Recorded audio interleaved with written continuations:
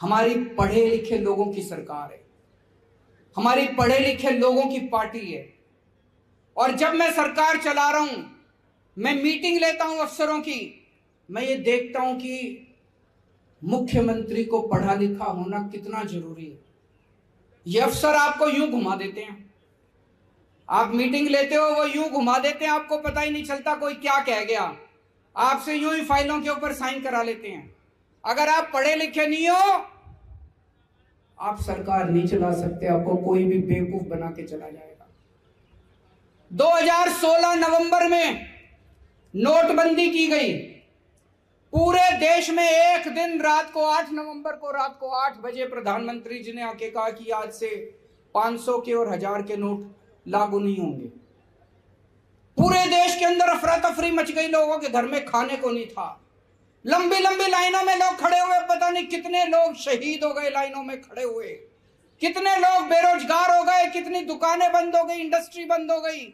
पूरा देश 10 साल पीछे चला गया, पूरा देश 10 साल पीछे चला गया। बाद में मैंने पता किया ये नोटबंदी हुई क्यों थी, तो पता चला प्रधानमंत्री जी के पास कुछ लोग गए, उन्होंने प्रधानमंत्री जी को बेवकूफ बना दिया। बोले प्रधानमंत्री जी अगर आप नोटबंदी कर दोगे तो भ्रष्टाचार दूर हो जाएगा। मैं आपसे पूछना चाहता हूं भ्रष्टाचार दूर हुआ? बोले प्रधानमंत्री जी नोटबंदी कर दोगे आतंकवाद दूर हो जाएगा। मैं आपसे पूछना चाहता हूं आतंकवाद दूर हुआ?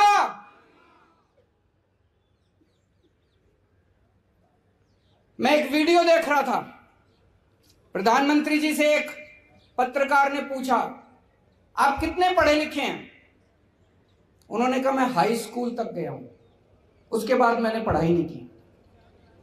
एक और उनका भाषण सुन रहा था, उसमें वो खुद ही कह रहे थे मैं कोई खास पढ़ा लिखा नहीं हूं, गांव के स्कूल में गया था, उसके बाद मैंने पढ़ाई नहीं की। मैं समझ गया, अगर देश में आज पढ़े लिखे प्रधानमंत्री होते, भाई साहब कभी भी नोटबंदी नहीं होती, क्योंकि वो समझ जाते कि नोटबंदी से कितना नुकसान हो सकता है। अगर पढ़े लिखे प्रधानमंत्री होते तो देश 10 साल पीछे नहीं चला जाता, देश की अर्थव्यवस्था 10 साल पीछे नहीं जाती। पढ़े लिखे प्रधानमंत्री बहुत जरूरी है। जीएसटी लागू किया गया, जीएसटी तो लागू होना ही था, उसके पहले कांग्रेस की सरकार से ये जीएसटी के टाइम से जीएसटी का मामला चल रहा था। जीएसटी लागू किया गया, लेकिन जिस तरह से लागू किया गया, आज पूरे देश के किसी व्यापारी से पूछ लो, सारे छाती पीट के रो रहे हैं ये क्या जीएसटी कर दिया है कि नहीं है। किसी से जीएसटी नहीं संभल रहा, इतने बड़े बड़े चार्टर्ड अकाउंटेंट रख लिए, उनकी फीस रख ली है, जीएसटी पल्ले ही नहीं पड़ता। आज अगर हमारे देश के प्रधानमंत्री पढ़े लिखे होते, जीएसटी ठीक से लागू हो गया होता, इतनी तकलीफ नहीं होती पूरे देश के अंदर व्यापारियों को जितनी आज जीएसटी की वजह से लोगों को तकलीफ हो रही है। दोस्तों, ये 3 किसानों के खिलाफ कानून लेके आए, बोले बड़ी क्रांति आ जाएगी, बड़ी क्रांति आ जाएगी। किसान रो रहे हैं, पीट रहे हैं, धरने कर रहे हैं, प्रदर्शन कर रहे हैं, किसान कह रहे हैं मर जाएंगे, ये कानून मत करो, माने ही नहीं।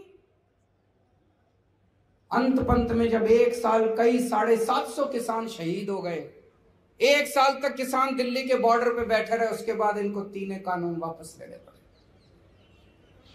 आज अगर देश में पढ़े लिखे प्रधानमंत्री होते, वो पहले ही समझ जाते कि ये 3 कानून किसानों के खिलाफ है। पिछले 3 साल में देश में 60,000 सरकारी स्कूल बंद हो गए, 60,000 सरकारी स्कूल बंद हो गए। हमारे देश की जनसंख्या बढ़ रही है, गरीबी बढ़ रही है, और सरकारी स्कूल बंद हो रहे हैं। ये चल क्या रहा है? सरकारी स्कूल तो और खुलने चाहिए थे, 60,000 क्या 6 लाख सरकारी स्कूल खुलने चाहिए थे। देश में 6.25 लाख गांव है, हर गांव के अंदर एक सरकारी स्कूल होना चाहिए, और ये स्कूल बंद कर रहे हैं। आज अगर एक पढ़ा लिखा प्रधानमंत्री होता, वो शिक्षा की कीमत को समझता, वो समझता कि देश को आगे ले जाने के लिए शिक्षा कितनी जरूरी है, वो 60,000 सरकारी स्कूल बंद नहीं करते, वो 6 लाख नए सरकारी स्कूल खोलते। आजादी के बाद 75 साल हो गए, आज तक देश के सरकारी स्कूलों का इन सारों ने मिलकर भट्ठा बिठा दिया। गरीब अपने बच्चों को मजबूरी में सरकारी स्कूलों में भेजते हैं। 75 साल के बाद ऊपर वाले ने एक शख्स को भेजा, मनीष सिसोदिया। उसने देश के सरकारी, दिल्ली के सरकारी स्कूलों का कायाकल्प कर दिया। आप जाके देखो, अभी मैं 4 दिन पहले एक नया स्कूल उद्घाटन करके आया हूं, दिल्ली का डीपीएस मॉडर्न स्कूल वसंत वैली, जीडी गोयंका को पीछे छोड़ते हैं आज हमारे दिल्ली के सरकारी स्कूल। इतना शानदार स्कूल, इतने शानदार सरकारी स्कूल, इतना हमारे बच्चे, गरीबों के, रिक्शे वाले के, मजदूर के बच्चे आज डॉक्टर, इंजीनियर, वकील बन रहे हैं।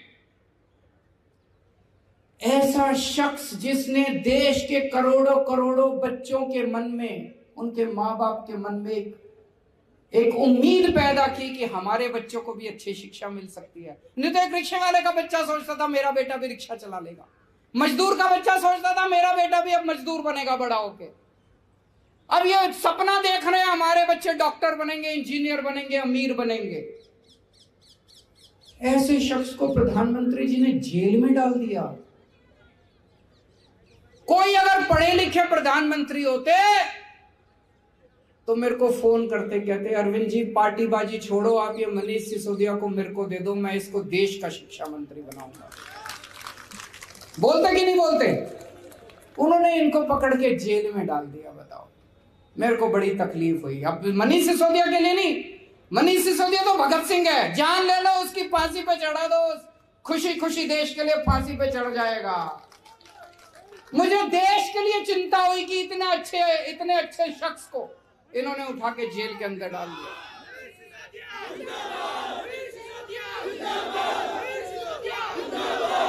हमारे देश में कोरोना हुआ, प्रधानमंत्री जी कहते हैं सारे मिलके देशवासी ताली ताली ताली बजाओ, उससे कोरोना भाग जाएगा। भागा कोरोना? एक दिन कई सारे वैज्ञानिक बैठे थे, उन वैज्ञानिकों को प्रधानमंत्री जी भाषण दे रहे थे। बोले कि गंदी नाली में से जो बदबू आती है, उसमें जो झाग निकलते हैं ना गंदी नाली में, कीचड़ में से, बोले उसमें से वो जो गैस निकलती है उसमें से चाय बनाओ। तो यार सारे गैस का सिलेंडर छोड़ के गंदी नाली में से, ये क्या है? ऐसी बातें करते हैं प्रधानमंत्री जी।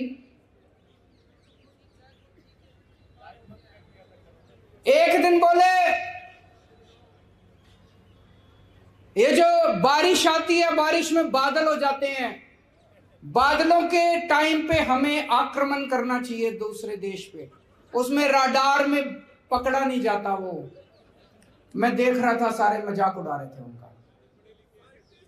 अगर आज हमारा प्रधानमंत्री पढ़े लिखे होते तो इस किस्म की बेतुकी बातें नहीं करते जिससे देश का सर झुक जाता है इन बातों से। इससे बड़ी बात यह मेरे को डर लगता है, जो अभी मान साहब ने कहा, बड़ी इंपॉर्टेंट बात कही।